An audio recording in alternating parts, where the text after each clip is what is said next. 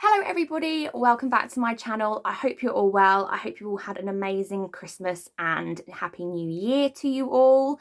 If you don't celebrate, I hope you had an amazing holiday season. I had a really good Christmas. I actually got engaged. I'm so excited and it was an amazing time, but it was over far too quickly and back to work within a few days. So bit of a whirlwind for me. Today is New Year's Day, so like I say, Happy New Year to you, and I'm hoping I'll getting this video up today, if I can pull my finger out and get myself sorted. This is going to be the continuation of the books that I want to read in 2022. So this is the series edition.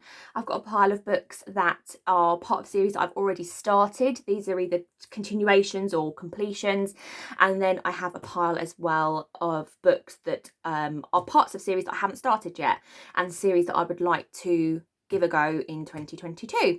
So I think I'm going to talk about the ones that I want to continue first, and then we can go on to the ones that I want to start.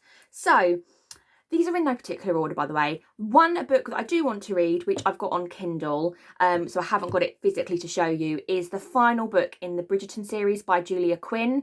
I can never remember what it's called. Let me quickly get it up on my Kindle app. This is probably going to take ages, and I'm trying to be like speedy and fast. Is called On the Way to the Wedding, and it is the final book in the Bridgerton series. I am currently 27% of the way through that, so hopefully, fingers crossed, I can read that in January and get that series done and start the year as I want to carry on. The next book is Days of Blood and Starlight by Laini Taylor. I read in the latter part of 2021 The Daughter of Smoke and Bone, and I flew through it when I actually read it. It took me a little while to read it, but it was because I read it like in a chunk and then another chunk, and yeah, didn't pick it up every single day. But I really enjoyed it. I was a little bit, I think I talked about it in my favourite books of 2021 video. I was a little bit hesitant because I've read a lot of adult historical fiction, and I didn't know if I'd enjoy going back into sort of like a YA fantasy dystopian world. I actually really enjoyed it, and I cannot wait to continue on with the series. Obviously, there's lots of unanswered questions still. Kind of want to know what's going to happen. I always want to know what's happened. I'm never satisfied with knowing what's happening. So interesting to see how this one continues and where it takes the characters. Really looking forward to this one, and obviously also would like to read Dreams of Gods and Monsters as well this year if I can, as it's a trilogy. It'd be really nice to finish that this year and be able to say I've read all of Laini Taylor's, I believe this is all of Laini Taylor's work that's published so far, because I've read the Strange the Dreamer duology. So yeah, really enjoyed this, and enjoyed the series so far. Really looking forward to reading the rest of the trilogy.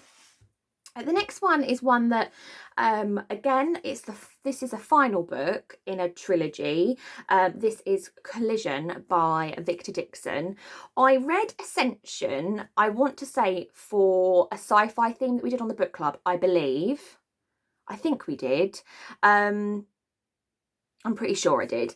And I flew through it, wasn't expecting to enjoy it as much as I did. Again, very similar to Daughter of Smoke and Bone. And I read the second book, Distortion, and then I had this kind of like put on a TBR. It's massive.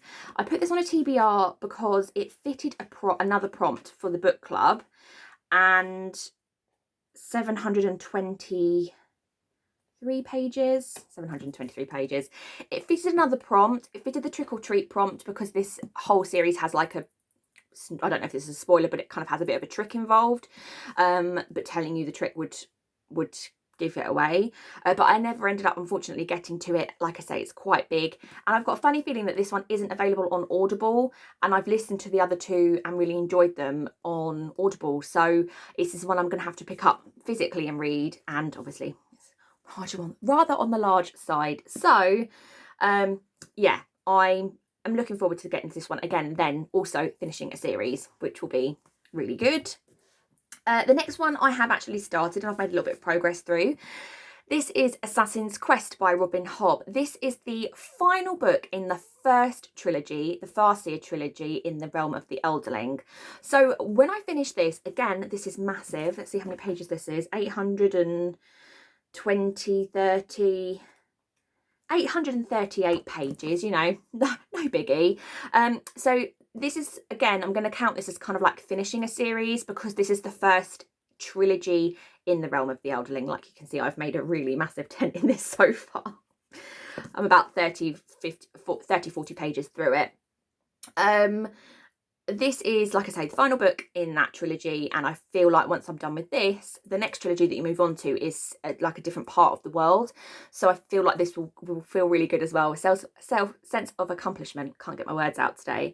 A sense of accomplishment of having finished it. But I've really been enjoying Robin Hobb's world so far. I've been really enjoying the Farseer trilogy and would really like to finish it, and kind of wish I'd finished it sooner because I've really enjoyed it. But like I say, I've had so many big books on my TBR and just not enough time.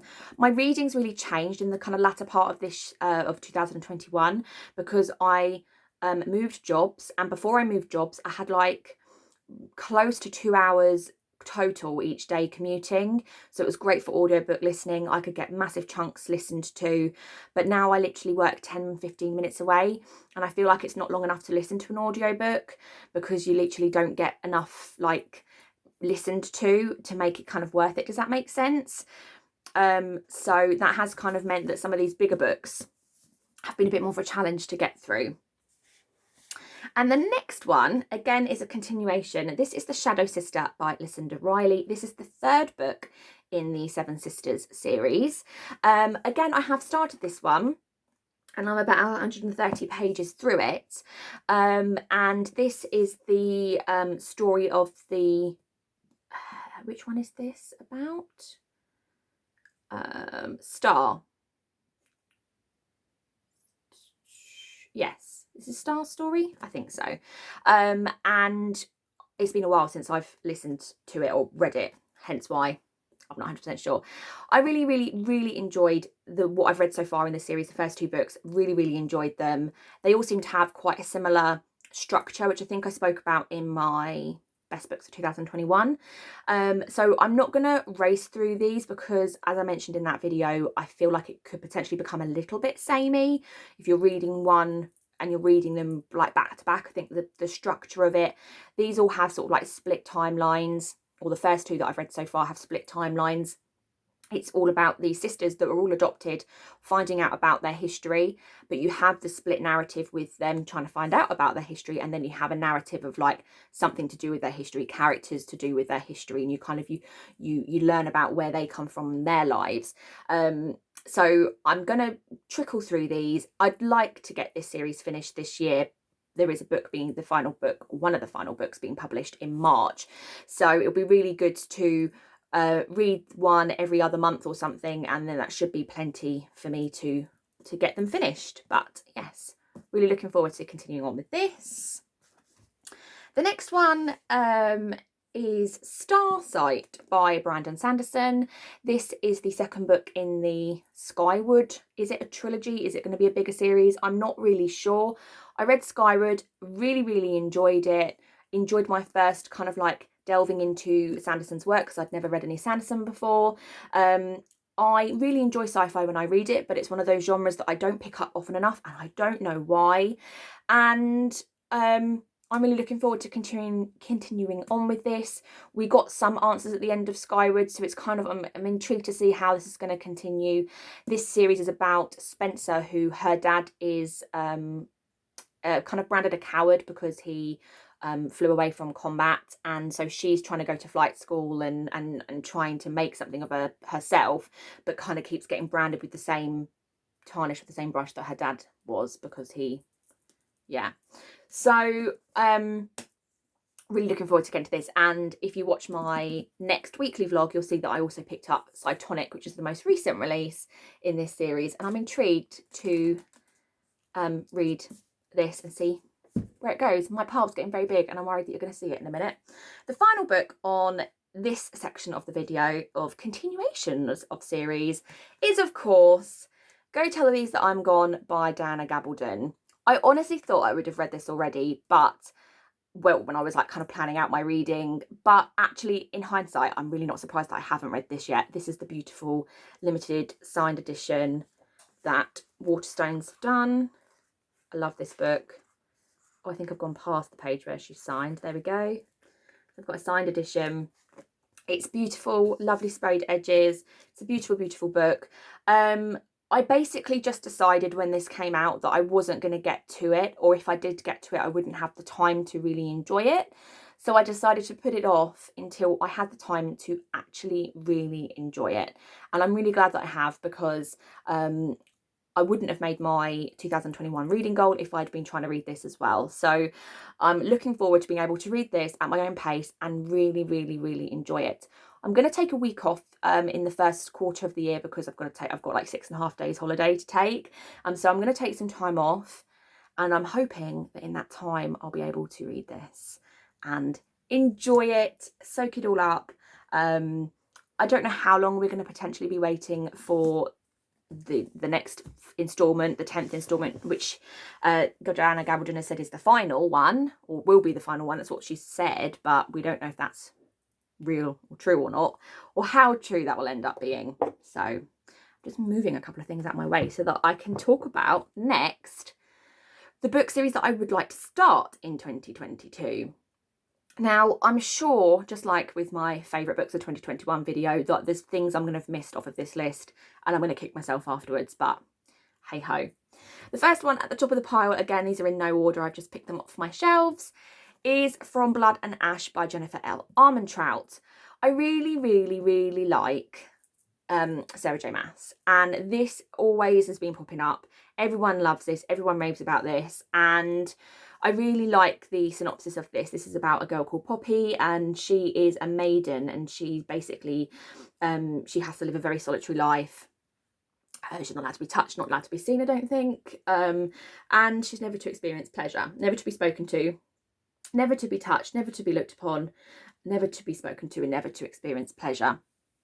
I feel like I'm going to have, at the beginning of the year, a Sarah J Maas high, because I would really like to reread Crescent City, because House of Earth and Blood, because House of Sky and Breath is coming out in, is it February or March? I can't remember. Fake fan over here. So I feel like I'll have Sarah J Maas at the beginning of the year, but then we'll be waiting like a whole other year for another Sarah J Maas release.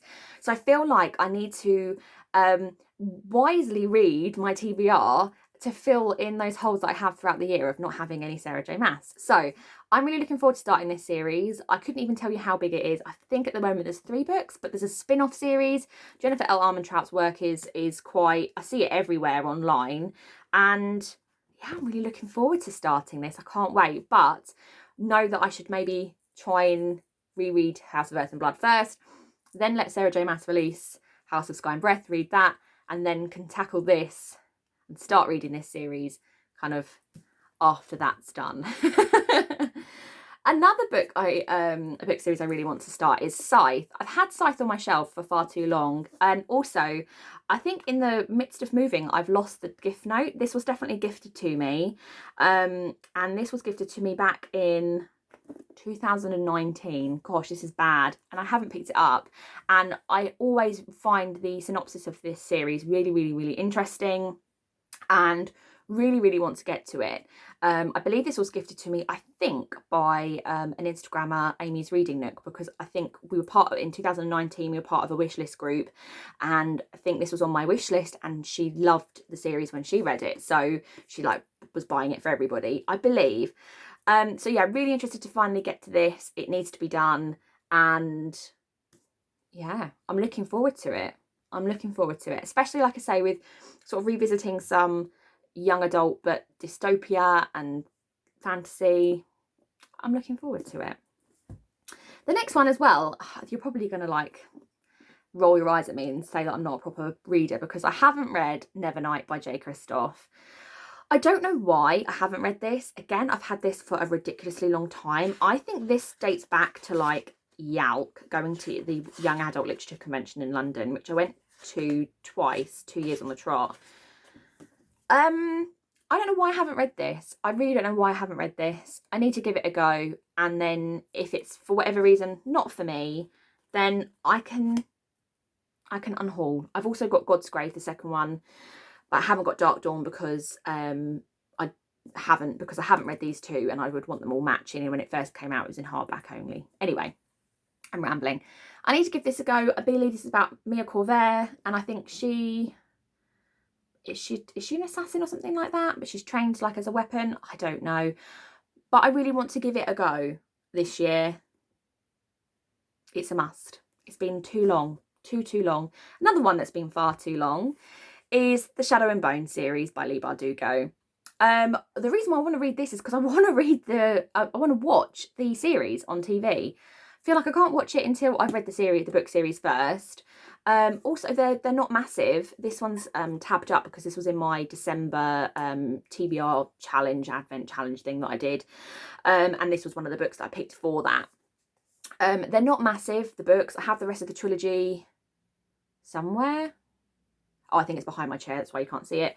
I have the rest of the trilogy, and I just want to get them read. And then read... I have read... what's it called? I have read Six of Crows, but I haven't read Crooked Kingdom. So I feel like maybe I should just start with this one, read this trilogy, read Six of Crows again, and then read Crooked Kingdom. So, Shadow and Bone needs to be done. Again, I'm hoping I'm going to enjoy it with the fact that I've started The Daughter of Smoke and Bone and really enjoyed that. I'm hoping that this will give me sort of like, not similar vibes, but I'll enjoy it in the same way, and that this won't be too young for me anymore. I don't know. We'll see. Again, if I don't like this one, I'll unhaul them and I'll get rid of them. So we're going to be brutal this year. Brutal. The next one is Serpent and Dove. I got this duology on a really good deal through Amazon recently. So I've got the first two, Serpent and Dove and Blood and Honey. And then if I enjoy these, I'll get Gods and Monsters when it comes out in paperback. This is by Shelby Mahurin. I don't even know a massive lot about this, but again, I'm going for the Sarah J Maas vibes, the books that will give me the same sort of feel, and I'm here for it. And that's really all I can say about this one. I'm looking forward to it. Again, I'd like to make as much progress as possible through this series. And then finally, but by no means least, Mistborn Era 1. The Final Empire, The Well of Ascension, and The Hero of Ages. Mistborn is about a world where you can ingest metals and they have different properties, but people tend to have an alliance or sort of like an affinity with one particular metal, whereas a Mistborn can use all the metals, I believe. I have put, if you've watched my books, standalone books I want to read in 2022, I put Elantris on because I've been told that that's the way to start. So if I read Elantris, then I can read these.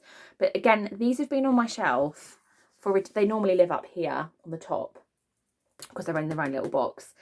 These have been on my shelves for far too long, and I just need to do it. I need to do it, I need to start it, and I need to enjoy it.